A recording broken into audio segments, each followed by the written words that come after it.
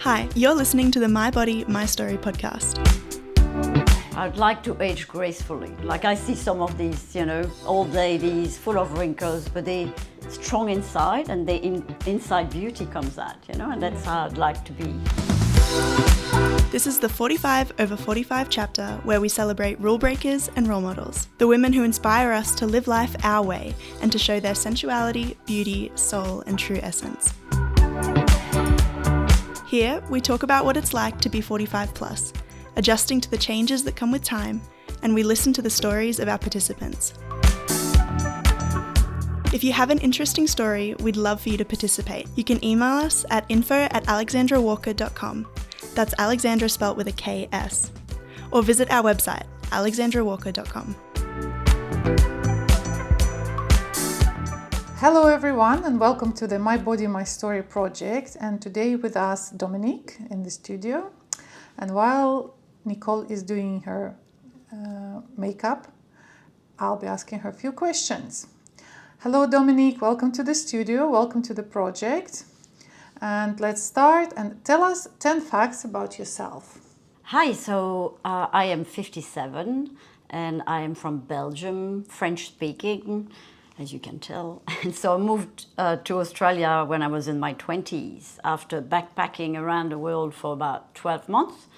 And I basically fell in love with Sydney straight away and I wanted to live there. So a year later, I moved to Sydney. I was lucky, I was in IT and it was easy to get the permanent residency when I moved. So I got a job straight away and I felt home.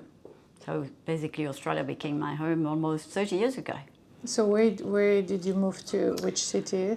I moved to Sydney and I was in Drummoyne initially, and then I think I moved 14 times. Oh my home God. in the last 20 years. Well, okay, in 20 years it's still fine. yeah, it's still a lot. Almost every year. Almost. Well, yes, because when you rent, you have to, usually they kick you out after a year, or I just wanted to live somewhere else. And I know you mentioned earlier you lived in Queensland.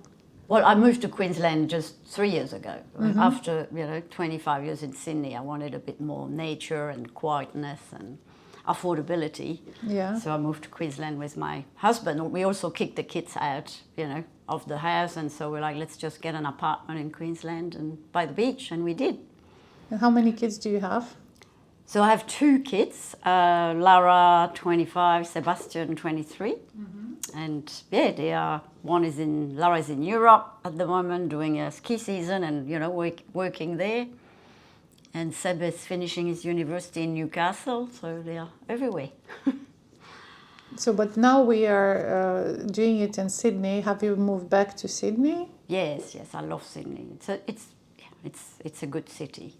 Better than Queensland? No, I love Queensland. I will go back there eventually, but for now I'm happy to have a few more years in Sydney and meet new people. This is like the 3rd stage of my life and I'm excited to start it all alone and start from scratch. Basically, I left my husband a month ago, packed the car, drove to Sydney, staying with a friend, so have no more husband, no house, no job. I left my job as well.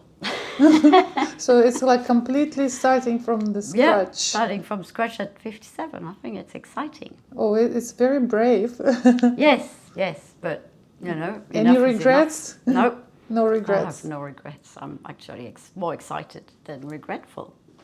So, but you mentioned that you start a new job very yes. soon. You're still in IT, or you're doing something new? Well, I'm still in IT consulting. So I wanted to do. I've actually studied to do life coaching, and I want to start my own business at some stage. But because I've left my husband, I need to still make a bit more money initially to, settle down somewhere.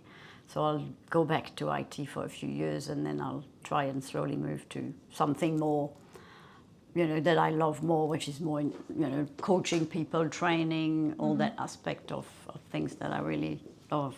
So you've got a diploma for the coaching, and you're just waiting for best time to start. That's right. Yeah. Okay. Any more facts about yourself? Oh well, yes. I mean, I met my husband 26 years ago in Sydney, but he's from Belgium as well, so that was quite funny. Yeah. And together we opened a Belgian Bee Cafe. They were very popular Belgian restaurant in Sydney. There were 3 of them at some stage. And it went really well, you know, we had money and built a new house and all this. And then the financial crisis happened, you know, in 2008, something like that. Yeah. And then there was a big scam with the bank we were with, and they suddenly asked to reevaluate the pubs. And of course, after the GFC, all the value went down. And so basically they asked us, oh, you have to give us back, you know, $1 million next week. Oh. Which we couldn't do. So to cut a long story short, we lost the 3 restaurants. My husband lost his job. And so we had to go bankrupt, both of us, which means we lost everything we had built in 20 years, you know, like the restaurant, everything, the house, everything. We had to move the kids from, you know, private school to public school. So we basically had to start from scratch in 2012, with 0 money, basically. And that's where I'm grateful that I always kept my job and I never stopped working, because it's thanks to that we could survive. And also it really taught me to be resilient, and that's when I connected with, you know, spirituality. I did lots of meditation, yoga, went to retreats, and that's when I really got to know myself, and I think it made me strong. You know, this is probably the worst time of my life, when we lost everything, but it's been life-changing. So in hindsight, I'm really glad it happened. So now it's easy for you to start all over again. Yeah, exactly. It's not that bad. No, it's not that bad. It's first time. Yes. It taught me the real values of life, you know. I'm not materialistic at all anymore. It's all about, you know, love, friendship, joy, kindness, all these things. And yeah. Isn't it funny that we get to know ourselves or get into our spiritual side only after we lose something material? Yes. Or yeah, it's always either you get a disease, or you get a financial problem, or you get, you know, it's cancer. That's usually what brings people to realize. So like a wake-up call. What life is about, right? Yeah. So if we move to the aging and body image questions, what does aging means to you at the moment? Aging means it's about wisdom for me. It is when, you know, it's about knowing who you are and owning it. You know, like for me, aging means I'm not taking bullshit anymore. I don't want to be with negative people. I'm more, you know, I just want to be myself. That's what aging means to me now. I'm a lad now, you know. I'm a lad. I don't want to please everyone. I just want to be me and do what I want to do. Yeah. But if you can go back to any age, what it would be, why, and what advice would you give yourself at this age? Yeah, so I would definitely go back to my childhood.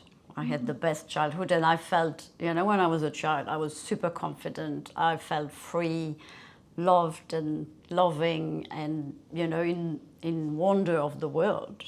And so I really missed that time. My parents were teachers, so we would travel every school holiday and go to a different country in Europe, and it was wonderful. Life was just a big adventure, you know. So that's the time I would go back to. Do you have any brothers, sisters? I have a sister. She lives here? Sister. No, she's in Belgium. In Belgium. Do you go back there? Yeah, every 4 years or something like that. But Australia is home. So, if your body could talk, what do you think it would tell you or ask you?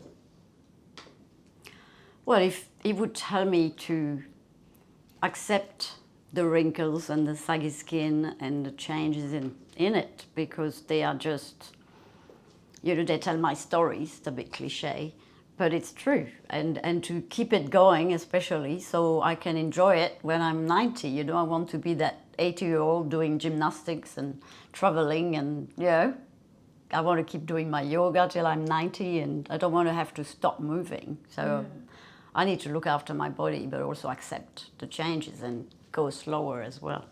Yeah, so you think that with age our body changes and we have to adjust to different pace of life? Definitely, we have to go slower, we have to eat better, drink less, you know, all that stuff is important.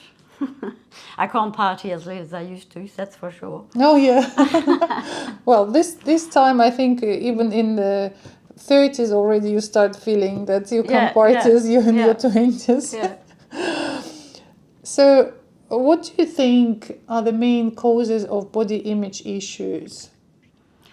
Oh, the social media and these female magazines who just focus on youth and beauty, in like physical beauty, right? There's not enough emphasis on spiritual beauty, internal beauty, kindness, you know, all the other beauties in the world. It's very sad. Like, I've seen it with my daughter. She suffered so much, you know, from the social media bullying and the fact they can't escape it. It's always there on their phone. I find it very sad. I see all the young girls and they're all suffering from it. So when you were growing up, did you feel this pressure as well from media, or it wasn't? No, not at all. Not at all. I was just me. And, you know, there was always a little bit of TV ads or at the time, you know, but it was not at all like now. It didn't affect you as bad as the now generation affected by social media. Yes.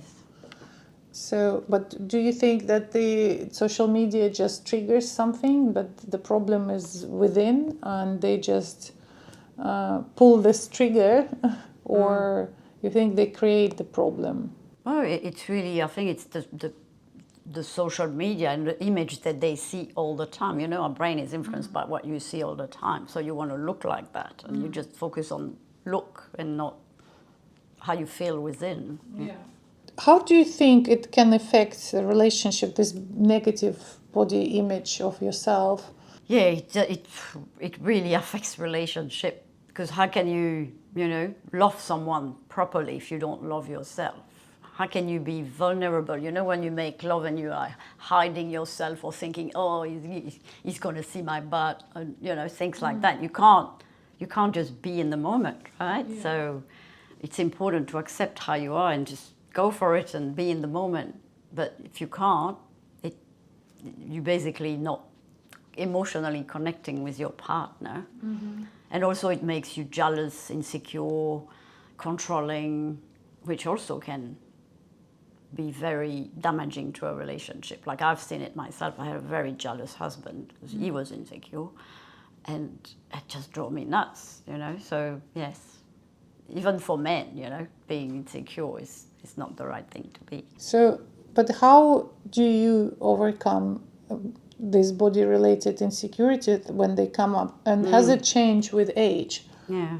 Yes, like, I mean, I focus on my good parts, right? Like, I don't like my legs, for example, but then I focus, I like my, you know, my torso, my back, my shoulders. So I wear clothes that highlight my good parts, and I try to forget about the others that I don't like so much. But then I think at the end it's about joy.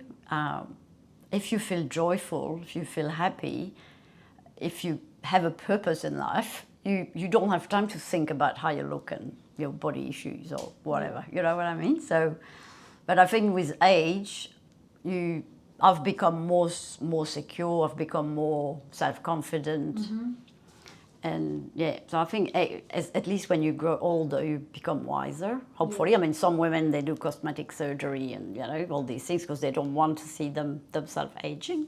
But I'm going to try not to. Like, I mean, sometimes I'm like, oh, these wrinkles, you know, they look terrible, or my skin is saggy, and that's not fun to look at. But, you know, you can never fix it. Anyway, you're going to have to age at some stage, so you might as well embrace it. Yeah. So you think that you'll probably go towards the embracing it than Yes, fixing it. I'd like to age gracefully. Yeah. Like I see some of these, old ladies full of wrinkles, but they strong inside, and inside beauty comes out, and that's how I'd like to be. I don't want to be these women with Botox everywhere, and that looks like, they don't look happy, and that their strengths don't come out. Yeah, that's true. That's true.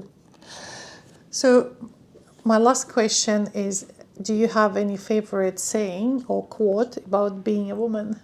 Yes, I found a quote from Beyoncé, actually, that said the most alluring trait that a woman can have is confidence. Yeah. And I totally agree with that. I think if you're confident, people are attracted by you, and you don't need to be pretty. You just need to be confident.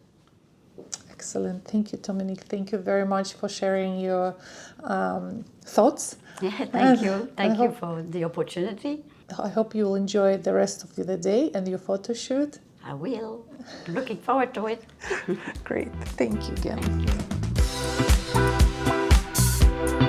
If you have an interesting story, we'd love for you to participate. You can email us at info@alexandrawalker.com. That's Alexandra spelt with a KS. Or visit our website, alexandrawalker.com.